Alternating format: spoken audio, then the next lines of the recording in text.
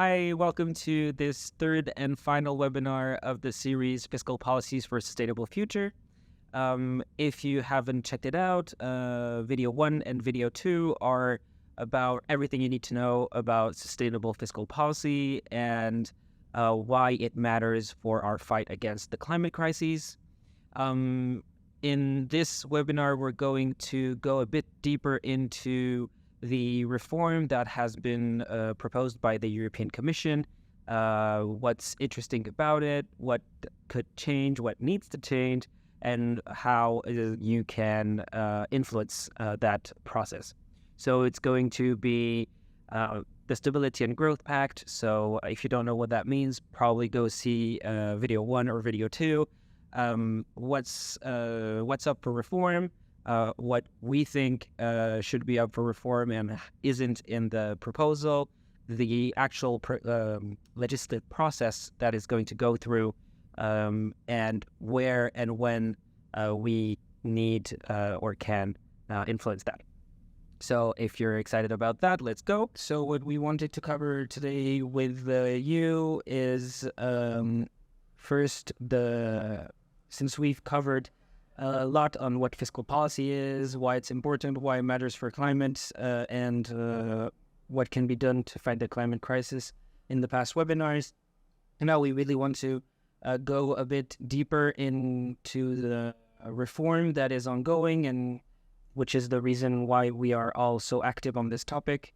So the first thing we'd like to talk about is what the reform process is and what is at stake, and then cover a bit of what the EU process, the EU policy process is, so that we all know what the role of the European Parliament is, what the role of the Council is, etc., because it would also give us a good basis for then acting and changing things and doing our advocacy and our lobbying. And then we will cover the proposal that the Commission has tabled, where we'll cover the proposal, our analysis, which, spoiler alert, is quite critical, and then see what we can do to make it better and what you can do and how we can do things together. Just a bit of a recap also for those who didn't attend the last two webinars. I mean, basically, what kind of situation do we have? I mean, it's not big news for everyone. We are in a climate and social crisis, or triple crisis, or what, poly crisis. I mean, there are really many terms for this. And everything is also kind of interlinked to climate change and the impacts of it. And to rebuild society, to effectively fight the climate crisis, we need a lot of money. There are different numbers out there, but the green funding gap in the EU alone is estimated to be 155 billion per year, and this number doesn't even include transfer, for example, also some of the social measures that we need for just transition. And then there's, of course, the big question, okay, but how can we pay for this? Could maybe companies pay for it? And of course, the private sector also does have an important part to play here. But there are numerous studies, for example, also the McKinsey study that we also presented a bit more in detail on our last webinar. So I also invite you, if you're interested in this, to rewatch it. Says that 60% of the investments we actually need for the just transition do not have a business case. So that means that public investments are really important for the climate investments that we need. Because of the business case, but also that's also the so-called multiplier effect. So if the public invests into something, actually more money comes out of it. So it's also not just one-to-one. And what's also often happening, and I can recommend the work done by Mazzucato, is also how often public investment also drives innovation and technology from the private sector side. So that's the bottom line. Then if we look at the public debt situation at the moment from different member states, it's it's quite high, and this is due to maybe high levels already before the pandemic, but then also because during the pandemic, a lot of money is needed. And it's also, I mean, it was also really good that the states or governments really spend a lot of money to effectively fight or like implement measures to buffer a bit unemployment, or also the other implementations that we had through COVID. But that's where you can see right now that a lot of the member states are actually above the 60% debt to GDP limit that we have in the fiscal rules, and also the 3% deficit limit. So you can see that only is it Lithuania and Sweden and Denmark are kind of like in the lower quarter here. Yeah. So we have a big funding gap. We have also the kind of high public debt situation in the EU at the moment. And then if you go to the next slide, you can see, and we call this EU fiscal straitjacket, that with the current EU fiscal rules that we have, so the Maastricht rules and also all the other measures that comes with it, only 3 countries would actually be able to fill the green funding gap and not breach the 3 deficit rule. And these are the countries you can see in green, or actually it looks also a bit turquoise from with my eyesight. But yeah, that means, okay, with the rules that we have now, or even the proposal, barely, the majority of EU member states will actually not be able to do the investments that we currently need, and that we also so very urgently need now. I mean, investments really take time, and you can maybe see this also with, for example, in Germany with the train situation at the moment, that now they do some investments that haven't been done for years, but it will take another 5 years until we actually can see the impacts. And just to add that this map comes from a report that's been published by the New Economics Foundation in the meantime since last webinar. And I think if you're interested in the use of fiscal policy to fight the climate crisis, the New Economics Foundation's report on this is absolutely excellent. So do go take a look. Yes. And we can probably link to it. Yeah, and also links it to the Green Industrial Policy Agenda and Approach. And then, I mean, besides the fact that the rules are really not fit to close the green funding gap, is this also a recap from our first webinar that there have been already other problems with the current rules. So they were meant to be able that member states can react to economic crisis, but they even failed with this. So in a economic downturn, or for example, after the financial crisis, it even put more pressure on member states instead of helping them to go through the crisis. As I said before, they're really unfit to tackle today's challenges. So they completely ignore environmental or social concerns, and we just seen what it means in terms of the climate. They don't care about the quality of spending, which is, of course, also a very important element if we think about just transition or climate spending. So it's not about the quantity of investment, but it's also okay for what do we spend actually the money. And they can also actually threaten the stability in the EU. And I think that's also really important point with the rise of the right wing, because there's studies show there's a positive connection or relation to austerity measures and anti-EU sentiments or right-wing populism, and we also talk a little bit about this later. But the going back to the strict fiscal rules also forced a lot of member states after the financial crisis to actually implement austerity measures, because they needed to have budget cuts, and this is also really at stake at the moment. Thanks for the recap, guys. Okay, so as we've hinted across all the webinars, the whole Stability and Growth Pact and the whole EU fiscal rules are up for reform, and we now have an actual legislative proposal with a legislative package with different proposals that are bundled together in order to reform all the rules and the framework of economic governance of the European Union. So what we're going to try to do here is do the European Union politics 101 of how this whole bureaucratic machine works, how laws are made, and how it applies specifically to our topic. So I wish it was super simple, but it's not. So let's try and walk through this together. And bear with us. Yes. Oh, slides.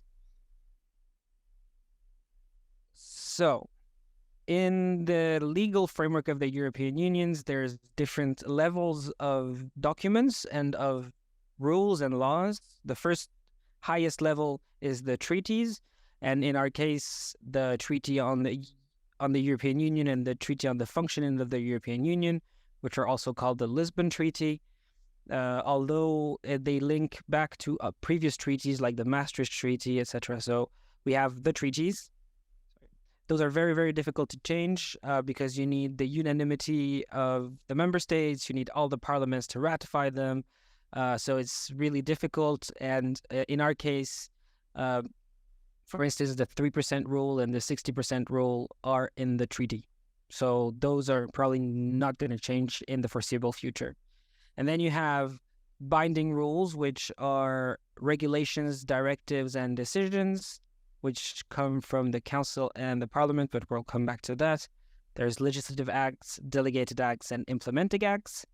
But that, I don't think, is the most important. The most important things to understand is that this is where we are now. This is what we're going to be talking about is legislative acts and perhaps a bit of delegated acts, but it's binding rules that go through the European Parliament and or the European Council. I'll come back to that. And then you have non-binding documents, which is also called secondary law or soft law. And then you have green papers, white papers, non-papers, and all the communications, plans, strategies, and all these soft law documents and acts that actually are developing more and more in the EU framework, but a bit less, if I may, on the fiscal rules itself. What the reform wants to tackle is three parts of the Stability and Growth Pact: the preventive arm, the corrective arm, and the national frameworks. So preventive arm and corrective arm, I think we've talked about in our previous webinars. The preventive arm is everything from the European semester to the different country-specific recommendations and all the alerts that the European Commission has ahead of big divergences or imbalances with what the plans are. The corrective arm is all the sanctions. So it's the procedures, it's the big surveillance machine. So the macroeconomic imbalance procedure, the excessive deficit procedure, all the sanctions, etc. And the national frameworks parts we're going to be talking about because it's also up for reform, and it's more how member states coordinate their economic policy and their macroeconomic policy, how they build it nationally in order to be able to coordinate it at European level.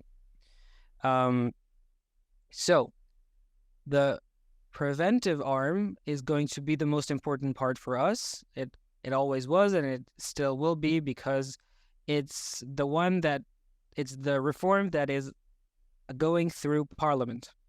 So the preventive arm reform is going to be submitted to the ordinary legislative procedure, which is also called co-decision, where, as in most member states, but this time it's at the European level, there are two chambers that are going to build the text. There's the European Parliament, which I guess which is elected by the European people directly. And then there's the European Council, which is the second chamber. And that is the heads of state and government, or the ministers of finance in our case. That is the second chamber. So there is a text that has been proposed by the European Commission and that we're going to be talking about. And the European Parliament can amend it, and the European Council can amend it, and they all need to agree in the end. Well, the two European Council and European Parliament need to agree in the end on a text, and that goes through the trilogues, but I'll come back to that. The corrective arm and the national frameworks, we as Brussels-based organizations have less power on them and less influence, although we will do our best, because they only go through the council. So it's the member states that are going to decide on what they agree to reform, even though the parliament can give an opinion, but we don't. Although we will use that, we don't think it's going to be a very powerful influence. I hope I was clear. If I'm not, or you have any kind of question, hit us in the chat, and we'll walk you through it again. Yeah, I mean, you may ask, like, why did they decide to split it up? And yeah, honestly, we also don't know. I think I guess one of the reasons also, if they would have done everything in the co-legislative procedure, would have been too much time. And considering that, yeah, we have elections next year, I think that's why they decided on. But yeah, it's really also a case by case basis. All right. So just let's walk again through the policy cycle. So if you listen to the European Commission, and in this case to EU Changer, which is an organization that is going to be the source of the upcoming slides, and that helps advocates for the common good step up their game here in Brussels, and we thank them for their slide. The EU policy cycle is a cycle, but we are working only on a part of it right now. So there's policy planning, and then the European Commission drafts documents that it sends to the co-legislators, the two chambers, so the European Council and the European Parliament, that are then implemented usually by the member states, but also by the Commission, and then evaluated by the Commission, and then goes back to planning, to redrafting, etc. And in our case, we've been kind of following this policy cycle, and since we are around 10 years after the last reform of the Stability and Growth Pact, it makes sense that we're back at the legislation stage. So just so we're clear, the drafting part is over because the European Commission spent the last year doing that, publishing orientations, and then listening to the council and other stakeholders' opinions on its orientations, and then published a legislative package that we just discussed. And now we're in the legislation phase. So the two institutions that are really, really relevant now are the Council, and by Council I also mean the governments of the member states. So we'll go through the power mapping a bit later. And the other institution that's important is the European Parliament, with all its groups and parties and disagreements. So our influence does depend on where we are on the cycle, and we are on the legislation cycle. So if you have a good ear at government back home, use it. If you have good ears to listen to you in the Parliament, the European Parliament, go for it. It's time to use it. Maybe let's walk again through the legislative process so that where everybody's clear. What happened in the past years is there was a public consultation, then the Commission drafted it, then they discussed among services. So the economic and financial services talked with the environmental services, talked with the climate services, talked with the financial services, etc., etc. And then they gave us a legislative proposal. So we're right at that part. And now the thing splits, and the document, the text goes to the Parliament and goes to the Council. Of the preventive arm, yeah. Yes, of the preventive arm. Yeah. So let's talk maybe about Parliament, what's going to happen. There is going to be a committee debate. So the European Parliament is made of committees. There is, in our case, the committee is the Econ Committee, so the Committee for Economic and Monetary Affairs. And in that committee, every group is represented, and every group has one member of the European Parliament, or MEP, who is responsible for the file, and he's called they're called, the rapporteur or the shadow rapporteur. So the rapporteurs are the two official ones. There's one from the Socialists and Democrats who hasn't been decided yet already? Yeah, Margarida Marques. Okay. So it's officially Margarida Marques, I think if you pronounce it properly in Portuguese. And the EPP, the European People's Party, so the Conservative Christian Democrats, who have designed Esther de Lange, Yeah. who's Dutch. Yeah. So those are the two official rapporteurs. And then all the other groups have shadow rapporteurs to negotiate. And so then there's going to be a negotiating team. The left group, let's start at the left. The left group's rapporteur is José Guzmão from Portugal. The Greens rapporteur is, oh my God, I'm so lost. There's been so many debates. Is it Rasmus now? Yeah. No, Philippe Lambert, sorry. Yes, Philippe Lambert, oui. Who is Belgian.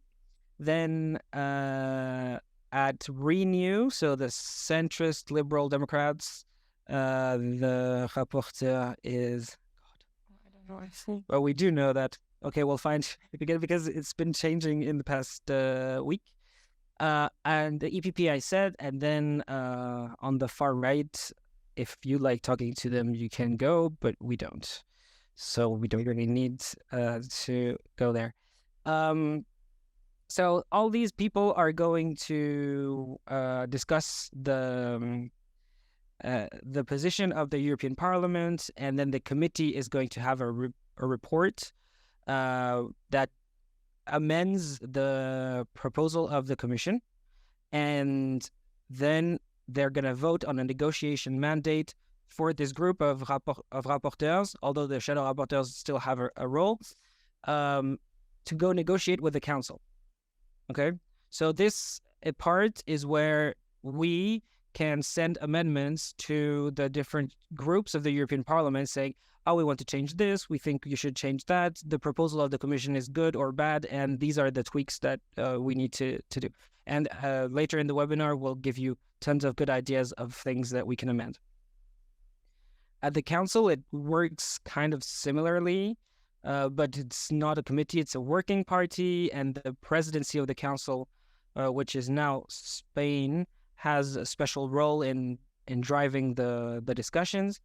But generally speaking, it ends up as well with a negotiation mandate of the Council to go negotiate with the Parliament. And once that will be done, which, if I remember correctly, should be at the end of September, October,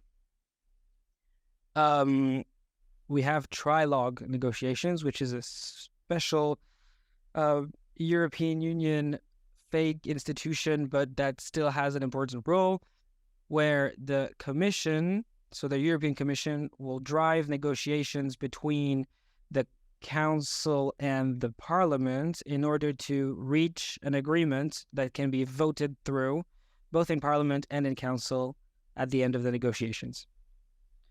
I hope I didn't lose anyone, although I know it's quite a tough nut to crack. Maybe I don't know if you've been following, for instance, on the nature restoration law. I think it can be interesting to see, because what happened in the nature restoration law is that the committee vote failed. So the Parliament didn't really have a negotiation mandate to end with, and so it's going to plenary. So maybe just also to say for what like COREPA stands, because also when I look at it, I'm like, oh, what is this? It actually stands for Committee of Permanent Representatives. So yeah, you have the permanent representations, and they are also in two groups, like depending on it on the topic. It's not super important for our topic, but yeah, just to explain every word you can see there. We're getting used to all these acronyms. Yeah. Okay. Maybe just a word on the advocacy that we can do in the European Parliament at the committee stage. Well, as I said, we can send amendments and defend them. So that's what we've been doing and what we encourage you to do. And if you need our help in any way in that, do reach out. And that will all lead to a compromise position of the European Parliament that they're going to negotiate with the Council. The plenary stage, I think, at this stage doesn't. Yeah, and then so in the end, once the trilogue negotiations, so that are led by the European Commission, but that are negotiations between the Council and the Parliament, when these reach, compromise, then the European Parliament votes it, then the European Council votes it, then we publish it, and then it's law. Yes. And I think the next two are on the timeline. I know. Yeah, but box the trilogue. Yeah. Do you want to? Yes.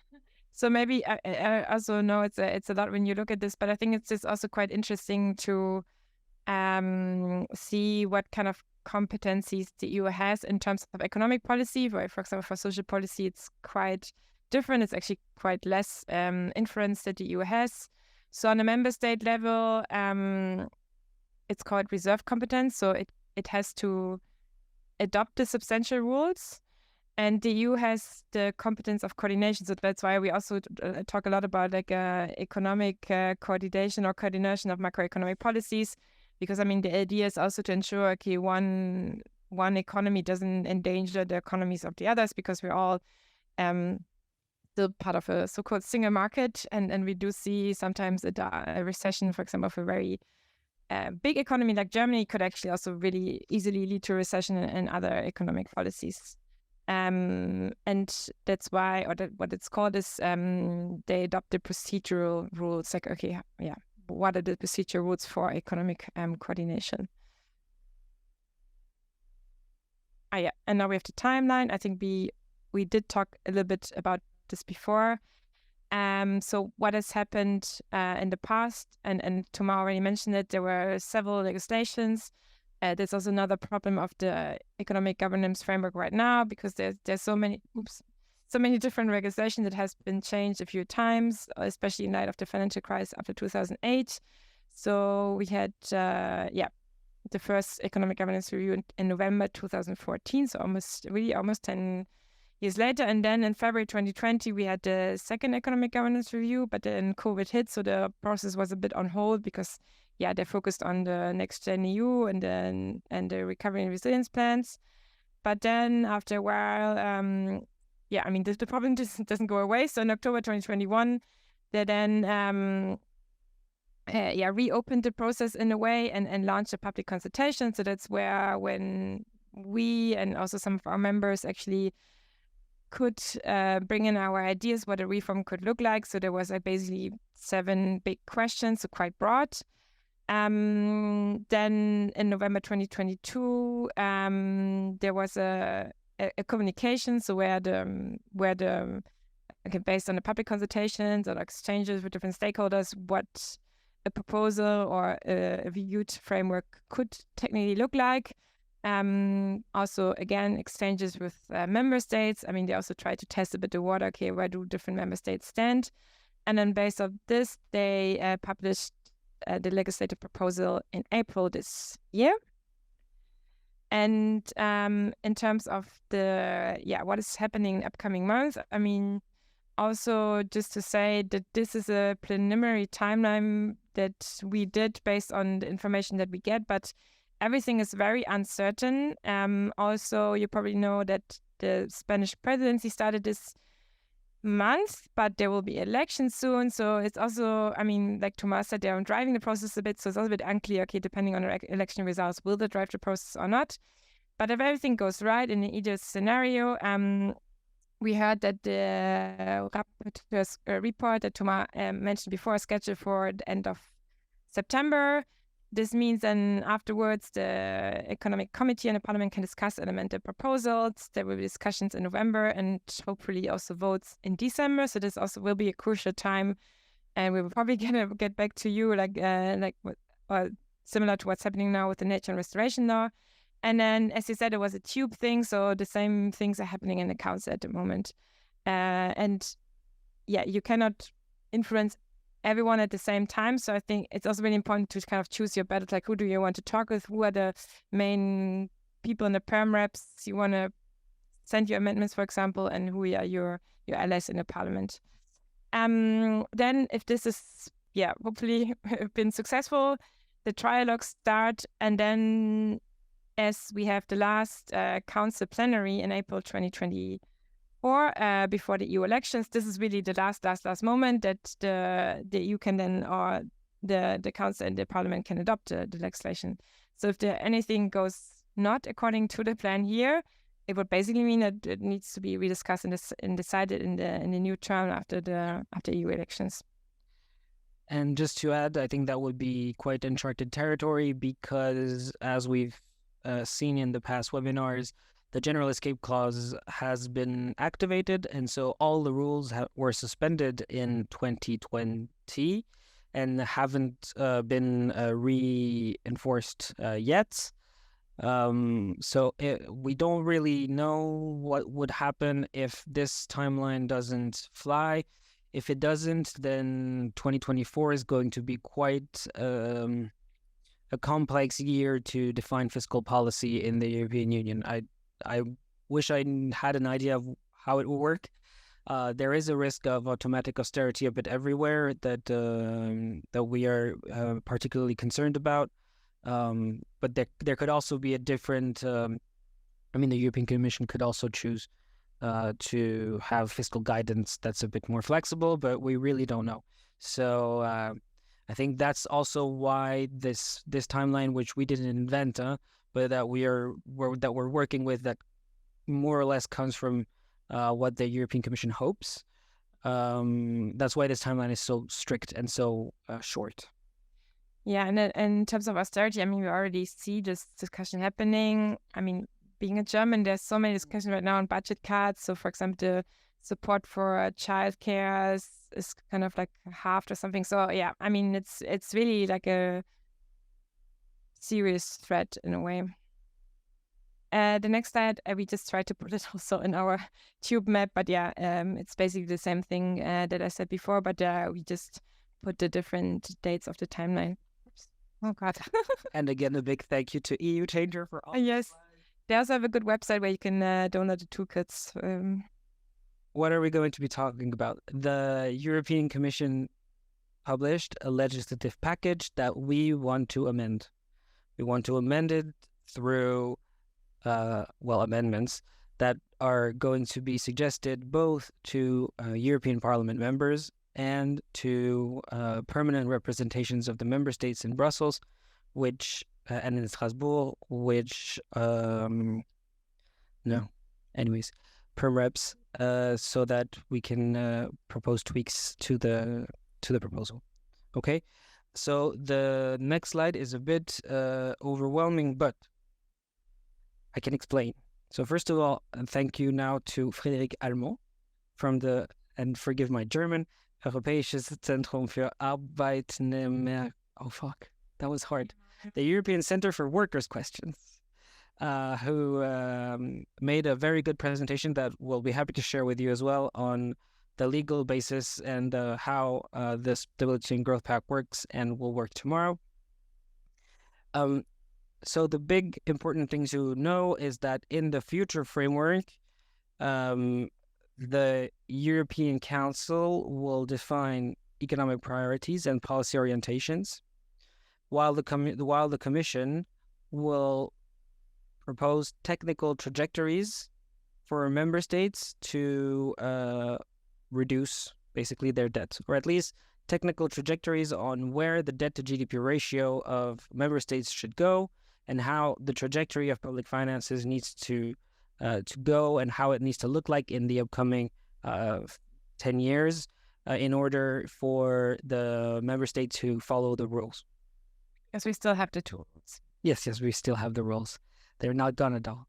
And in this proposal, then the member states would have discussions on how to build what they call, in very European language, national macro fiscal structural plans. So we're going to call them the national plans, that are plans of public spending and public revenue that that show what the budgets are for the upcoming years.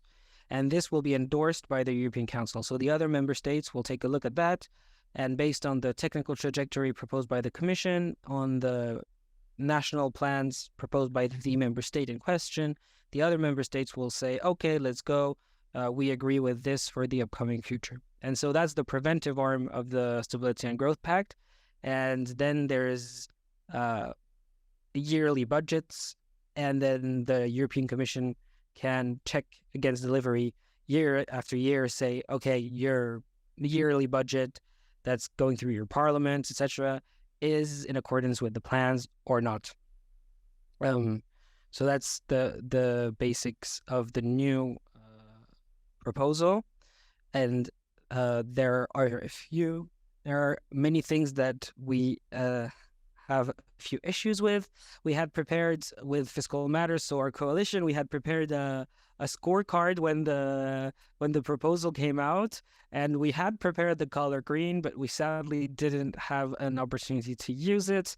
What we were saying was, one, this proposal needs to ensure the quality of national medium-term fiscal structural plans, so the national plans, and there's nothing there that says, you need to invest in future generations, you need to invest in the youth, you need to invest in the climate, like climate action and energy transition and all that kind of stuff. There's absolutely nothing. There's a few common EU priorities that need to more or less be fulfilled in a way or another, but it also includes defense spending, etc. So really not what we were expecting, and far from what we need. The second thing that we were asking for is to free spending, future-oriented spending, from arbitrary constraints. So the 3% rule, the 60% rule are completely arbitrary. They're still there. And it's even worse than that. It's mostly driven by Germany, but also the frugals. We'll have a look at who they are, which member states they are later. But there's something that came back into the proposal and that we see a bit everywhere, and it's debt reduction benchmarks. And so it's floors of how much you need to reduce. A member state needs to reduce their debts every year. So right now it's at 0.5% of GDP, but that doesn't really matter. What really matters is it says if you're above the reference value, so 60% of your debt to GDP ratio, if you're above that, well, then automatically every year you need to reduce at least 0.5% of GDP of deficit until you get to 3%. It's even worse than that because you have a limit on time to get to 3%. So if you're above 5%, but anyways, it's there are tons of these rules that really are basically automatic austerity. And so this is one of the things we really, really want to amend, and we really, really want to get rid of. And I will come back to that a bit later. The other, point 3 is improving the monitoring of debt sustainability. So there it's orange, wow, because the European Commission finally realized that debt to GDP ratios and deficit to GDP ratios aren't enough to understand if a debt is sustainable or not. Debt is sustainable through tons of other factors, and they did include a new model, a debt sustainability analysis to analyze if debt is sustainable. But it's not very transparent, not very democratic. It's not very clear if everybody's going to be treated, if all the member states are going to be treated equally. And on this topic, I recommend very strongly the paper that Finance Watch published yesterday that looks at what financial markets use to analyze debt sustainability. And spoiler alert, they don't use debt to GDP ratios that much. They use tons of other factors, and a very, very interesting report. Point 4 was to reform the European semester. Well, there is a reform coming up, and some things are good, I guess, but some of our demands weren't there. Although I think now there has been a bit of progress on this, and I have a bit of hope. Then broadening and deepening the macroeconomic imbalance procedure, there's just nothing on it. We're keeping the procedure as it was, so red. Yeah, we're also like aiming for to at least integrate climate-related fiscal risks. But there has also been no mentioning of it. Although when we talked to the Commission, they actually were quite interested in it. But yeah. I think that's one of the worrying trends. If you've been following, right, there was the Commission orientations and then Council conclusions and then the legislative proposal. And we've lost some of the good stuff from previous editions in the legislative proposal.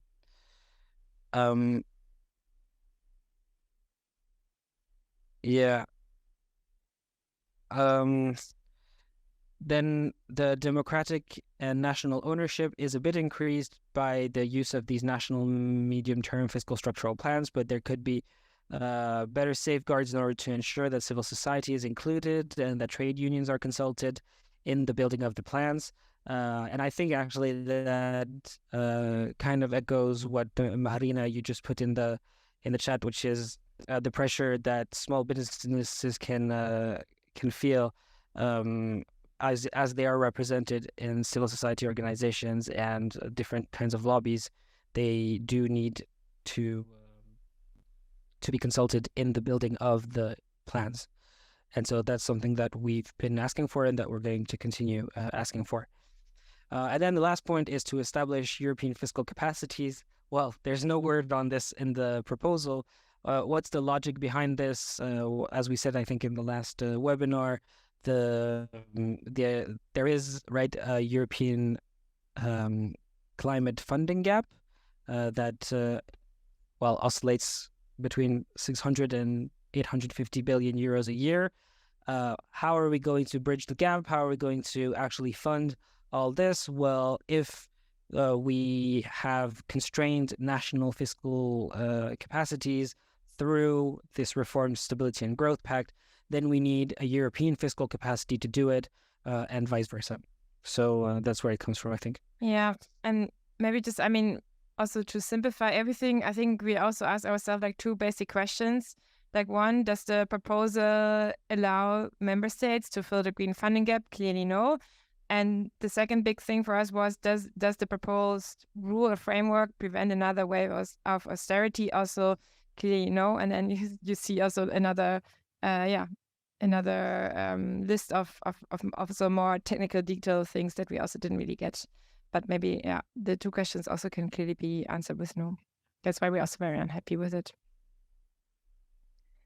Then just a bit of a power mapping. So basically the starting point is a joint paper. I think what was a white paper, but it's or a non-paper. A non-paper by the Dutch and the Spanish government, which was quite unique or new because in terms of where they stand on their fiscal stance is actually quite different because the Dutch are known for being part of the frugal ones, so kind of budget consolidation, and we should not spend too much and keep our bellies tight. And the Spanish are a bit more open. It's also due to the context that the Spanish has a higher debt to GDP ratio, so a higher indebted country, and the Netherlands not. But basically, they came together and were like, okay, well, here's a constructive idea how we think we would, or what, it's our proposal for a reform of the economic governance framework. So that also kickstarted a bit of the process, and also kind of breached a bit with this kind of frugal against southern country narrative. Yeah, and also just wanted to this paper was published in April 2022. And so it was very early in the process, and what the Commission proposed today is quite close to what the Dutch and Spaniards had suggested. So it puts them in a negotiating position that's a bit different from what they would have had naturally, since, well, they kind of suggested this whole thing. So, And also remember that España is the president of the European Council right now, so they tend to have a neutral position while we would need them in the progressive camp. So I mean, here just a few maps to show, okay, what are the frugal countries, and it's Germany, some of the, was it Lettland? Sorry, geography also really. No, but like maybe since I made the map this morning, Yeah. these in red, you have the 10 countries that signed together. The finance minister signed a letter in different European newspapers last month calling for debt reduction benchmarks and strict fiscal rules, et cetera, et cetera. So they're usually called the frugals. They're usually led by Germany, and there they are, is the usual suspects.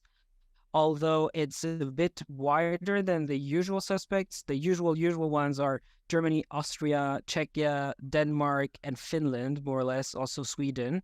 Although in this case, Sweden and Finland didn't sign, so we're a bit like, why? Probably Sweden because they were president of the council at the moment. So I put them as a wannabe frugal. I didn't know how to like to call them. And then the Baltic states and Bulgaria. I mean, also here, I also have to see the context that their debt to GDP ratios are quite low. Yes. Yeah. So although Germany is actually also 88% or something, but it's deeply ingrained in the culture to do not overspend. Yeah. Okay. Like I said, there are some countries that are a bit higher indebted that you can see in green. So we call them the progressive because I mean, it's not that Italy is for everything that we want, but at least there's a bit more opening for a higher flexibility of the rules. But also, of course, quality of spending here also comes into play. It's not necessarily everyone wants to spend the same money that or for the same things that we also want to spend. Well, that's why I tried inventing the progressives and the big debts thing, so we don't have to call the neo-fascists progressives. But we have I think what's interesting there is we have big population, right? We have France, Italy, Spain, Portugal, and Romania, which do represent like a big chunk of the population, so a big vote in the European Council. And well, just if we go from one slide to the other, it's kind of Northern Europe against Southern Europe again. Yeah, just so if you're looking for it in your mind, you can remember that the Mediterranean countries, apart from Croatia, are mostly with the progressives and the big debts. Yeah, and then that's the full picture. Yeah. So in blue are the member states that are unsure or that are swing states. So what I see there is the Netherlands. So interesting that they're more of a swing state, more unsure than what would be expected. They usually stand with the frugals 100%. And now Mark Rutte so the prime minister of the Netherlands just resigned. And the government fell, and so there's elections at the end of November, and we're confused. Ireland is a bit of a strange case. Poland, we don't know where they're going to stand, but big population, so big vote as well. And then Hungary and Slovakia. Well, Hungary is, a bit different when it comes to European politics. And Slovakia doesn't have a government, if I'm correct, so we don't really know where they stand. But if you do recognize your country as being red, or want to be red, then let's have a talk, because we really, really need to move these countries towards more progressive stuff. Which takes us to what can we do and how can we move these countries to more progressive stuff. And on this, I wanted to present the Youth Forum's Advocacy Handbook for a few reasons. The first one is that it's a great tool for anyone who's either a complete beginner in advocacy and lobbying for the public good, or for people who already have a bit of experience but are a bit confused with the whole Brussels shenanigans. do go download it on our website. It's our bestseller. It's the document that gets the most downloads on the website and the best feedback. So really do use it. I think it's great, and people who have been using it do say that it's great. So you'll find the core concepts to guide your work, how it all works, and what you need to do. A few frameworks that are practical, so that will help you, jump into action and actually do the things that you want to do and realize what you want to realize. Do's and don'ts, because that's always useful, and very good examples from our organizations that are doing a great job. So yeah, it's a very, very useful document, and I recommend it. Also, I think in the past webinars, it's one of the comments we had most and questions we had most. How can we young people, or a bit less young people, actually engage in this and do advocacy? Do you have resources? Yes, we do. Here they are. So yeah, do check the advocacy handbook. It will help you get the right message to the right people at the right time, which, if I understood correctly, my training is the essence of advocacy. Like coming back to legislative proposal, also if you're wondering, okay, like how can you actually influence the parliament? And it's also good to check here, okay, how does the EP influence the commission? Because it also informs you how you can influence both. And they have like certain tools, like the EP own initiative reports or resolutions or committee missions. So it's a bit harder to directly influence it, but you can still maybe send a message or meet the MEPs from your country that are representing the European Parliament, etc. Be interested, like, okay, what are you doing? I mean, maybe you even managed to get a draft or whatsoever. And then there are also other tools like letters by MEPs in formal context. And this is also something, I mean, that we do in our daily work. We write letters to MEPs, but also to the council. And this you can also do it because maybe they will then pick up your points when they write their letters. And you'd be surprised, they actually read our letters, and they will read yours. Like, for real, they really do. I when I started working as an advocate for the European Youth Forum, I didn't know this, but it's really like they really read what we send them. They also sometimes actually have the legal obligation to answer, and it's maybe sometimes generic email, but yeah, they also it's also because of the legitimacy or keep it. And then similar to, okay, how does the council influence the commission? Basically, it's the same thing. But yeah, just different terms. I mean, their council conclusions, their president states and president program. For example, the EB, we do a lot of work to influence the president. So we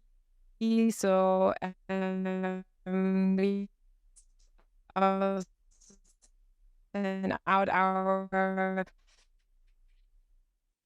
10 demands, the next and I think and says the presidency they're finished. So we send out actually how well did the Swedish do, and they did really, really much with it, because you kind of expect also in environmental terms that the Swedish would do better. But then also I was surprised with the people or the respective people who work or leading the presidency files to discuss certain things. So I also pushed hard for the fiscal aspect. And then, yeah, what we also do a lot is like letters to ministers. There's always the informal meetings of the different committees. So for us, the environmental committee, and the informal meeting and the formal meeting of the environmental ministers is our like bread and butter, but then still we can still push them to also look at the EU fiscal rules, for example, and demand like a stance in it. So these are always options. The last. I think yes. Yeah. We wanted to finish the webinar talking a bit about the content of actual things we can change in the proposal. So if you're interested in amending it, in changing things, reach out, because we've written of a few amendments. We're pushing them. We're fighting for them, and we need all the help we can get. And honestly, if there's anything that you think needs to be added or removed from this reform, tell us, and we'll be happy to fight for it as well. I think there's, as we said, two big things. How do we protect people, but also specifically young people, from austerity measures, and how do we enable the green transition? So on the austerity measures, I think we need to have in mind that austerity budgets are always looming. They're always ready to happen. And cutting social spending, not investing today, and instead, just reducing the debt, etc. It's just decisions that any government can take at any moment. And having an economic governance framework that favorizes these kinds of choices is really, really scary and really, really dangerous. Because we know that austerity budgets, they reduce the redistribution, they interrupted investments, they lay the ground for economic stagnation and for increased inequalities. I mean, we've talked about it in the previous webinars. So I the other thing to do, yeah, the other big thing is leverage first question, like do the fiscal, which they really don't do at the moment. And then also, I mean, the EU did, I mean, we kind of agreed to the Paris agreements, but there are also EU climate targets, Fit for 55, etc. So it's like also this kind of inherent contradiction between debt consolidation on the one side, but then also, how do we want to achieve a net zero Europe or carbon or reduce our emissions by 2050? So that actually doesn't really go together, and the Commission just, or like the Council and the Parliament, just let it stand there. And it's also very old thinking of the 80s, 90s, which I think is really really, really urgency. We need to rethink in economic thinking and policy making as well. Then what we also said before, it's also, I mean, climate change will, and we have it in our first webinar, I think, will actually have huge economic costs. And we already seen this in the past with the droughts in many countries, with the floods in many countries. So actually, it's so absurd that now we have this opportunity to at least integrate climate-related fiscal risks in our forecasts, but it's just not happening. It's just not in there. So, it's actually baffling when you think about it that it's still in our days not seen as important to integrate. And what the other 2 points? So that basically, if there are also certain transition risks if we transition to a more sustainable future, and this also should actually be acknowledged or integrated into our fiscal frameworks. So, for example, there is also higher costs because certain sectors will need to go, other need to be strengthened. This also has to be considered. And then also, I mean, there's also no debt on a dead planet. So everything that we do now is to enhance the resilience of future generations and the planet. So we really need a fiscal framework that creates the fiscal space to lay the groundwork for this. Yeah, I mean, I think we look calm and steady because we've been studying this for years now. But honestly, when you read the proposal, what it's like, have these people ever heard of climate change? Like, what is wrong with their minds? But we'll get angry in another webinar. It'll be webinar 4 for like burning everything to the ground. I think that we can finish with this, which is trying to define rules that are fit for the next decades. Because if you look at the Stability and Growth Pact, it was reformed for the first time in 2013, 2014 in a time of crisis, with public debts exploding and the payments on public interest exploding, and austerity in Greece and Italy, Spain, Portugal, Ireland, etc. And so in this time of crisis, it was reformed. Now it's less, the economic crisis is a bit different and the urgency is a bit lower. So it's kind of like the opportunity to actually have something that's modern, democratic, transparent, and that includes, of course, the challenges of our time, as we've said. I mean, for us as the European Youth Forum, I think good governance is very important because it's the rules that we're going to have to live with in the next 10 or 20 years. And that's something that you can keep in mind and tell members of the European Parliament that don't want to engage with the reform for different reasons. But the rules are going to apply, so let's have good ones. And so yeah, there's tons of ways of saying it, but I think a good way of formulating it is that today we have a big tension between the social and environmental goals that we have that require public spending and the strict debt rules in the current framework and in the future framework that are way too strict for this to actually happen. Yeah, and just to say, I mean, you also elaborate a lot on this in our second webinar, but of course, just reforming the fiscal rules will also not do tricks. It also needs to come with a bunch of other important measures, a reformed green tax agenda, tax system, job guarantee schemes, etc., etc. But yeah, it's all in our second webinar. I think the next one is. Thank you. Yes. Oh no.